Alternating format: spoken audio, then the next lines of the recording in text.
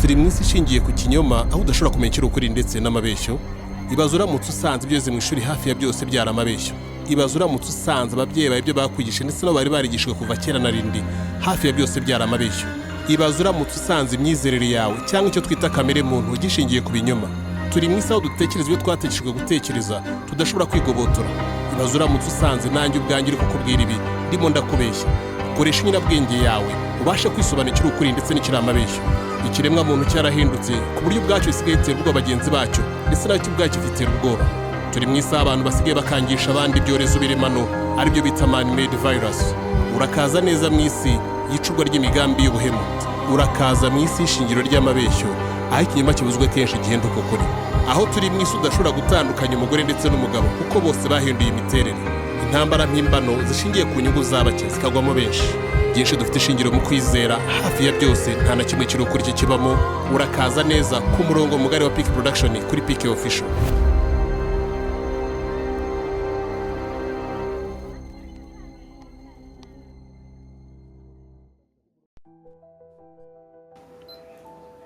Reka twongere tubahe ikaze ku murongo mugari wa Peak Official. Ubu uyu munsi tugiye kujya mu bihugu by'i Burayi kuko nkuko mubimenyereye atsuri ijisho ushobora kubarebera ahandi ndetse n'ahandi hatari bugufi nkuko mubikeka, ariko twe ntabwo tureba nkuko amakuru ari kuvugwa gusa, ahubwo dusa nk'abashaka kurebera inyuma y'ayo makuru n'iki kiriyo.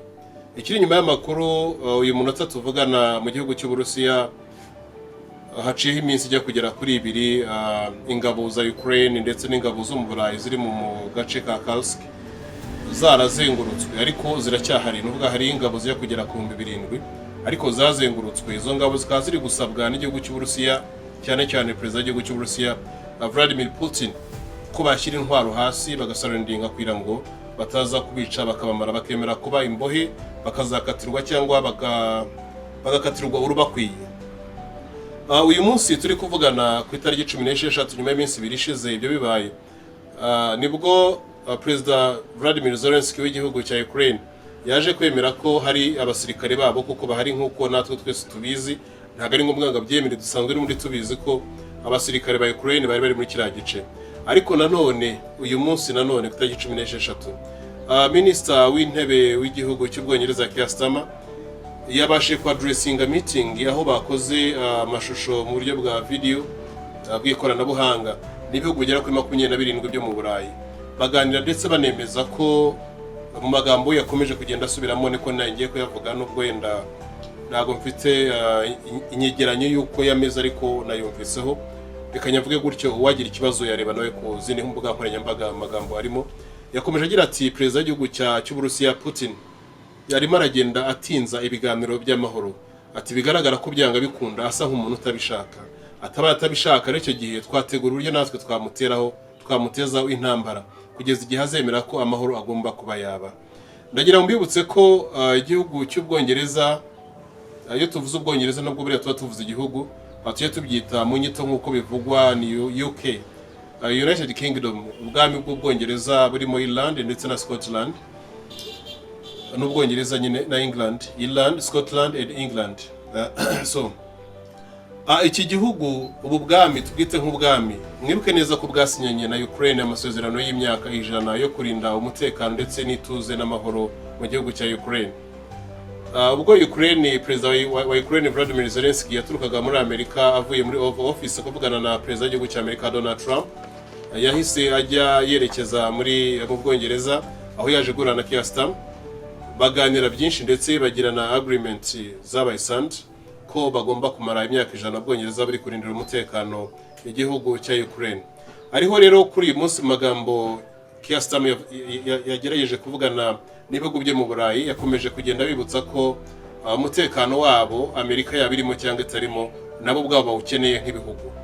Ndetse mwibuke ko ejo bundi rugana na Donald Trump, umuyobozi mukuru wa NATO, aho hari kuri uyu munsi yibukije perezida w'igihugu cya Amerika Donald Trump ko kuba barahatirijwe bwo kwigira byatumye bashobora kuraizinga miliyari zigera muri 800 z'umuryango wa NATO w'ubwirinzi, miliyoni 800 mu gihe gito kitaragera no ku mwaka.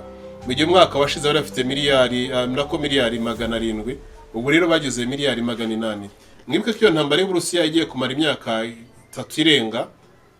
Muri iki gihe cyose maze ibihugu by'Uburayi ndetse na Amerika byateye inkunga Ukraine miliyari 674 byose hamwe n'izindi ntwerano zagiye zituruka ku bundi ruhande. Ubwo urumva babaye NATO ibasha kuraisinga miliyari 800 mu gihe cy'umwaka zijya mu gisirikare cyabo. Bashobora kuba bamara iyindi myaka nuvuga ngo iyo ntambara nubwo yazamuka ikabishobora kuzajya ihagarara miliyari 700, bazajya basagura miliyari 100 z'ubwirinzi. Ariko iyo ntambara yakwangiza ibintu byinshi mu bice by'Uburayi. Ikiza rero nanone kandi nacyo kibi kibabaje nuko abanyaburayi bateguye intambara zabo bakazijyamo, nubwo hari byinshi byangirika ku ruhande rwabo. Twebwe abanyafrika tuhababarira cyane kurenza abo bari mu ntambara, abo bateguye amakimbirane yabo. Ugasanga rero twe nk'abanyafrika natwe twakageza uruhare rwo kureba ngo ni gute ibikorwa bibera mu Burayi, kuko babitegura batatugishije inama. Cyo kimwe nuko n'umunyanzuro yo gushaka amahoro barimo batigeze batugisha inama. Ndimo ndibuka inkubiri y'abanyafrika barimo perezida w'igihugu cya South Africa, Afrika y'Epfo, ndetse n'abandi bafashe bagira ngo kureba Putin muri yo kuraba muganiza gukemura ikibazo cy'intambara yari kubera mu gice cye cyahwari, kandi intambara abanyaburayi bamushinja ko yatangije, ariko nawe yagaruka akabashinja ko iyo ntambara aribo bayitangiye. Iyo ntambara bayitangiye bate?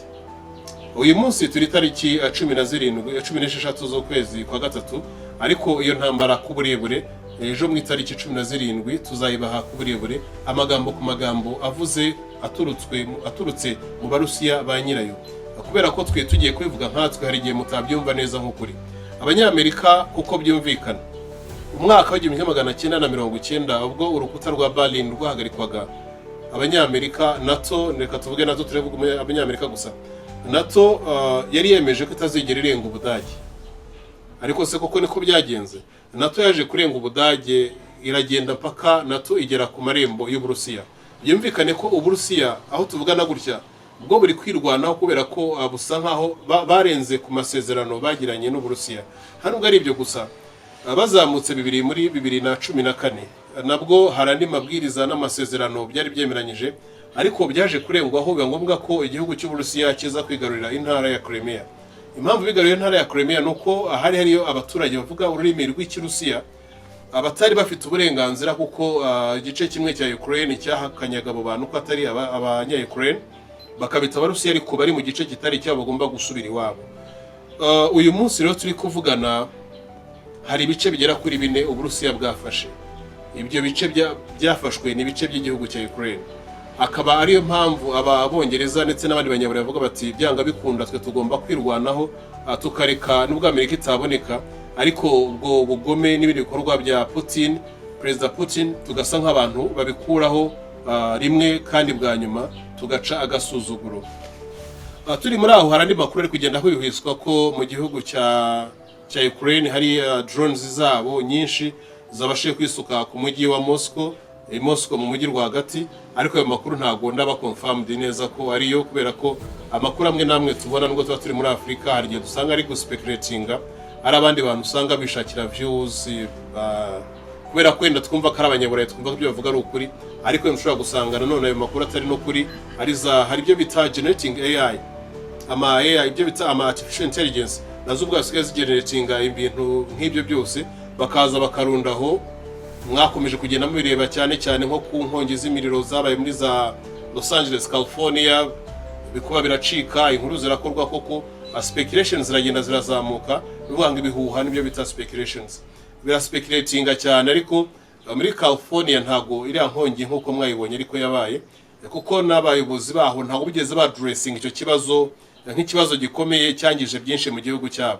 Ahubwo nyinshi ni muramuka murebye neza mugakurikira footage, mukareba videos mwagiye mureba cyangwa mwagiye mwerekwa, muraza gusanga nyinshi muri zo zari ziri generated AI, bivuga ngo zari inkorana ariko zakozwe na artificial intelligence, kubera ko ntago ari ubwa mbere. Buri gihe muri California n'ubundi hakunda kuba inkongi z'umuriro, kubera ko ni ibice by'isi bizamo izuba ryinshi mu gihe gito, bikaba ibice by'isi bizamo ubukonje mu gihe gitoya. Icyo twasaga nkaho turi kuvuga amakuru menshi tuzajya tubona, rimwe na rimwe hagiye habaho ubusesenguzi bwo kubanza kumenya se amakuru aje aturutse se ubundi azanywe n'iki. Benshi rero mu bihugu byo mu Burayi ntago ari muri Afrika gusa, n'abazungu basigaye bakora inkuru nyinshi kuko bari kwishakira viewers. Urumva tugiye tugendera ku binyamakuru byinshi na byinshi ku nkuru byagiye bikora, hari igihe wasanga turi kuyobya abantu, ariko nanone abanyafurika ibyo twabona byose tujye tubanza natwe twimenye. Impamvu iri gutuma tutimenya niyo mpamvu iri gutuma ibyo bintu by'abandi tubibona nk'ukuri, rimwe na rimwe tukanishima ngo Imana yatanze ibihano kuri abo bantu. Oya, Imana ntabwo ihana nk'umuntu ku buryo iyo yababara kumva ko iri bujye gutwika abantu ngo muri Los Angeles California, bamwe babyitiriye amadini, bimwe byitwa by'amadini y'abasilamu, ibindi byitwa iby'amadini y'abakristu, abandi ngo Imana iri kurengera Gaza, abandi oya, ntabwo ari uko byari bimeze. Imana iba ishaka guhana, ntabwo ibintu byabaye muri Gaza gusa ibyo bintu byabaye bibi cyane ku isi kurenza ibindi, kuko muri Gaza nta n'abantu 500 bigeze bapfa. Hariyo abantu nyine ubuzima bw'umuntu aho buri hose ku isi bafite agaciro kurenza ubwundi, ariko se ubu ngubu turi kuvugana hano muri Afurika abantu bapfuye hano mu gihugu cya Kongo mu zingano yabo. Ese hano muri Afurika abantu bapfuye mu gihugu cya Sudani n'uyu munsi bakiri gupfa mu zingano yabo. Sudani yapfushije abaturage kuva muri 1964 kugera uyu munsi Sudani baracyapfa. Abo ntabwo ari abantu sebo, ku buryo Imana nibijya kurengera agomba kurengera no muri Gaza gusa. Reka tuva aho ngaho honyine. Noneho Eritrea na Ethiopia bahanganye igihe kirekire cyane, ase nta bantu bapfaga. Mu Rwanda habaye genocide 1994 yakorewe abatutsi, bo ntabwo ari abantu bapfuye. Ntabwo ari aho gusa, hari ahantu henshi cyane ku isi abantu bagenda bapfa n'ahandi bagapfa, ariko ugasanga byose byakozwe na politike zabagashaka buhake, kubera ko bagira ngo barebe uburyo batwinjiriramo. Urupfu rwacu ntabwo barubona bo nk'ikintu, oya, ahubwo bareba icyo bashaka ko aricyo kiri ngombwa. Ariyo mpamvu kuri munota tujya gufata inkuru za Ukraine n'izahandi ugasanga zabaye speculated, ariko bo barimo bararasana muri yo strategically, kuko ntabwo bari gushaka kwicana. Baka ari byo bintu bashyize imbere. Abo basirikare mu 7 ntabwo baka yari negotiating terms and deals, kubera ko muri Afurika bisha abantu barenga ibihumbi, amamiliyoni n'amamiliyoni. Ronald umwami w'Ubirigi Leopold wa kabiri muri Kongo mu gihe cy'imyaka 24 yishe abakongomani 10,13. Ariko bo kubera ko bubikunda abanya-Ukraine bagera kuri 7,000 b'abasirikare ndetse bari mu gice kindi cy'igihugu kitari icyabo, bo bagiye gukora a peace draw negotiations peace, bamwe bategeka abandi binibi kubera ko bari kurengera ubuzima bw'abantu babo. Nibyo koko, reka tuvuge ngo Putin yakoze humanitarian act, yakoze ibikorwa bya kimuntu. Nibyo koko, yakoze ibikorwa bya kimuntu kuri abanya-Ukraine bari mu gihugu cye mu gace ka Kursk. Ariko se iyo bagiye kugurisha intwaro muri Afurika ngo zica abantu za Kachnikov ndetse na za MK47, baba bagira ngo zo zize zikora ibyo bikorwa bya kimuntu nanone muri Afurika. Urumva amakuru yose uko ari kugenda avugwa. Rero intambara ya Ukraine ni intambara nkuko twiye kubivuga ngo izamara igihe kirekire. Abenshi n'undi bazi ko igiye kurangira ejo, ya ntago ejo irarangira. Nabwiye ko nubwo yahagarara babagiye gukora regrouping, ari nabyo president w'igihugu cy'u Burusiya Putin yakomeje kugenda hakana ko hashobora kuba habaho kubaka intwaro, kubaka igisirikare muri Ukraine. Reka turebe mu Bwongereza byo bari gukora. Umuyobozi mukuru ntabwo akiri umuyobozi mukuru, ariko yahoze ari National Security Advisor, ni former National Security Advisor w'Ubwongereza, bamwita Rod Rickett. Rod Rickett rero uretse kuba yari former National Security Advisor w'Ubwongereza, ejo yagiranye ikiganiro na Sky News, ariko kuvuga ati byanga bikunda turi kureba ibyo Keir Starmer arimo aragenda akora, ari kugerageza guhuza ibihugu byose by'Uburayi ndetse anabyereka ko ubwabyo byifashije bishobora ubwabyo kuba byahangana n'igihugu cy'Uburusiya bikabyikura muri Ukraine, bikanafatira Uburusiya imyebihano ndetse bishyigikiwe na Amerika, nubwo Amerika iri gusa nkaho idashaka kubigaragaramo cyane. Twumve n'ijambo rya Donald Trump icyo we abivugaho. Uyu mugabo rero Rod Rickett ntago ari umuntu woroheje, kuko afite amakuru menshi, kubera ko ntago ari umuntu usanzwe. Yabaga muri cyo yari one of the member of the House of the Lords, bivuga ngo aba mu nzu n'umunyamuryango w'iriya miryango iyoboye ubutegetsi ariko iri inyuma y'ubutegetsi, ariyo iriya bita the House of Committee. House of Committee rero nigeze kubabwiraho gatoya, ariko bifite ibyo bita House of the Lords, bivuga ngo bifite inzu z'abatwari, bari abatwari no bategura House of the Committee, bagatoranyamo nyagasani umwe muri bo. Uyu mugabo rero Rod Rickett afite amakuru menshi, yakomeje kugenda agira ati, aho mu kiganiro agiranye na Sky News avuga ati byanga bikunda intambara ya Ukraine ishobora kuba yakongera ikiyongeraho undi mwaka umwe mu gihe tukiri gutegura ibijyanye n'amahoro n'uburyo peace negotiations, uburyo amahoro ashobora kuba yaganirwaho uko yaboneka, ndetse na Ukraine ikaba yasubirana ibice byayo, kubera ko abongereza bo ntabwo bari kumva uburyo Ukraine ishobora kuba iriho nk'igihugu cyo mu Burayi yaratwaye ibice byayo bigera kuri 5, bo bari kumva byasubirayo. Ariko Donald Trump we akaba yagiraga ati byabibaye biri muri pending ngo byaba bisa nkaho bihagaze bigatuza, bakaganira ngo ni gute ibyo bice byakoreshwa. Akiza ko ibyo bice muri negotiations Donald Trump w'igihugu cya Amerika, president w'igihugu cya Amerika, we yifuza ko bagiramo negotiation. Hari ikintu kimwe ari gushaka, aragira ngo ibyo bice uko byafashwe ari 4. Kubera ibyo bice uko ari 4 birimo ubukungu bwinshi, birimo ubukungu bwa cassiterite, ukabamo cobalt, ukabamo n'ibyo bita rare earth. Baragira ngo ibyo bice uko ari 4 ari Ukraine, ari n'Uburusiya, habe mu byo bita no man's land, ubutaka budafite nyirabwo, ubutaka bushobora kuba bwarebererwa n'ingabo z'ubumwe bw'abanyaburayi. Noneho bakabagira bati yenda ubukungu bwavamo bwafasha kubaka ibyo bice byafashwe uko ari 4. Hanyuma abaturage babirimo nabo bakongera bakubakirwa ibyangiritse muri ibyo bice. Noneho hakabaho deal ushobora kuba yaba hagati ya Amerika, Uburusiya na Ukraine, ibyo bice bigakurwamo imitungo irimo kamere. Iyo mitungo ikaba yacuruzwa bikafasha kubaka ibyo bihugu byombi uko ari 2, ariko Amerika nayo nk'umudira nayo ikabasha kujyamo hagati ikazayitwara 50%. Urumva ko Amerika ikintu ibereyemo yo ni inyungu. Putin rero ibyo asa nkaho atarabyumva ko akeneye ko iyo ntambara ihagaze, bakamenya ngo Crimea ntabwo kikibarwa nk'igice, kubera ko nk'Ubwongereza buracyabara ko Crimea ari igice cya Ukraine. Cyo kimwe nuko president w'igihugu cya Ukraine Volodymyr Zelensky nawe akiri kwemera ko Crimea ikiri igice cya Ukraine, nkuko n'undi cyahoze ari igice cya Ukraine kuva na mbere. Bakaba n'ibyo bice bindi Ukraine bikeneye, nubwo bakiri kuganira uburyo abasirikare babo barekurwa muri Kursk. Ntawe uramenya ngo bashobora gukora undi murego wo kongerayo abandi, cyangwa gushaka uburyo baganira gukurayo bariya. Ariko icyo turi kureba nuko Ubwongereza n'ibihugu byo mu Burayi na NATO ku gatatu w'iki cyumweru kiri kuza, umunsi turi ku cyumweru tariki 16, ku gatatu cyumweru kiri kuza ndakeka azari mu matariki hafi 21 gutyo, ndakeka batari 20, hari inama izaba y'ibihugu byo mu Burayi, ibihugu 27 ndetse n'ibihugu 3 bigize UK, United Kingdom.